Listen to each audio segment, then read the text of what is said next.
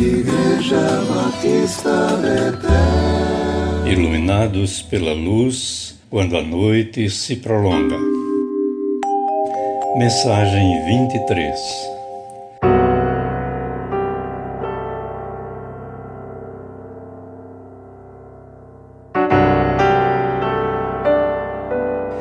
Minha alma se consome na tristeza. Reerga-me, segundo a tua palavra. Salmo 119, 28. A Bíblia, na linguagem de hoje, traduz este verso dessa forma: é tanta a minha tristeza que estou me acabando. Dá-me forças como prometeste. A tristeza, como outras emoções, tem seu grau de expressão variado dependendo do que a causou e em que proporção. Um problema mais leve, uma tristeza mais leve. Um problema mediano, uma tristeza na mesma proporção. Um problema grave, uma grande tristeza que prostra e consome o ser humano. Na maioria dos casos que encontramos nos Salmos, a tristeza é sempre fruto de situações muito graves das quais os autores são vítimas. Às vezes são experiências individuais, quando uma perseguição se concentra na pessoa somente. Às vezes são coletivas, quando o povo de Israel ou de Judá são vítimas de ataques dos inimigos, ou ainda quando o cativeiro, como o babilônico, é a circunstância dolorosa onde nasce o cântico, conforme o Salmo 137.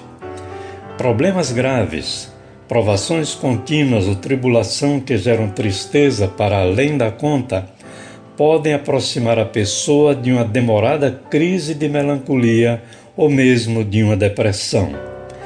Em alguns dos salmos, os autores desnudam-se diante de Deus, revelando seu estado de prostração completa. Com isso, eles nos ensinam a agir da mesma maneira, mostrando que essa descarga da tensão que nos sobrecarrega pode e deve ser descarregada sobre Deus. E assim como Ele ajudou os salmistas no passado, quer nos ajudar no presente.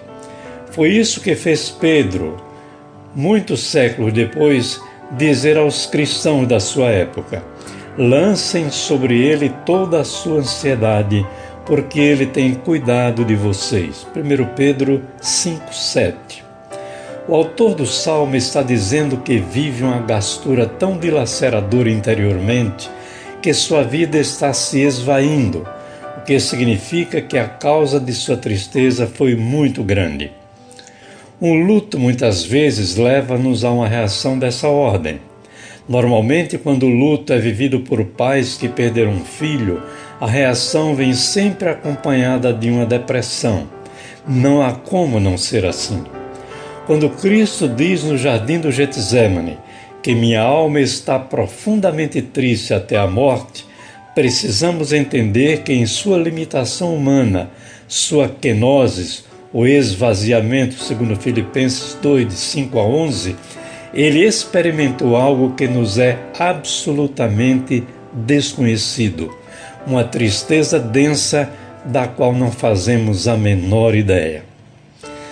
Aprendi nos meus 27 anos de pastorado em Salvador, onde administrei quase uma tragédia por ano, que a dor que o outro experimenta nunca pode ser avaliada com precisão por ninguém. E muitas vezes minha palavra para eles foi o silêncio acompanhado de um abraço carinhoso, que queria dizer: estou aqui com você, e só. E sempre foi o bastante.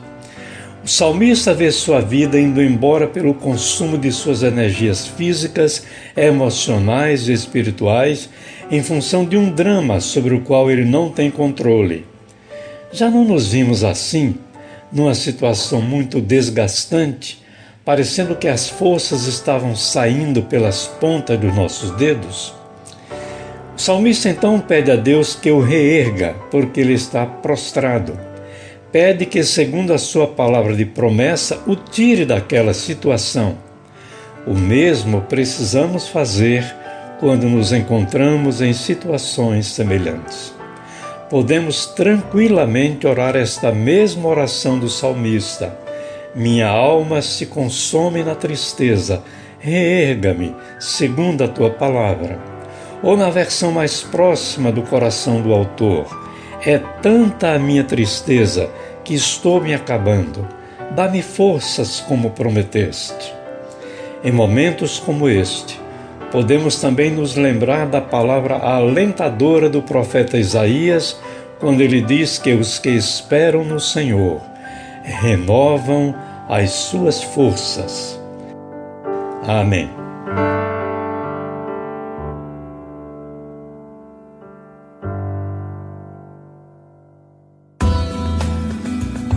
Igreja Batista Betel.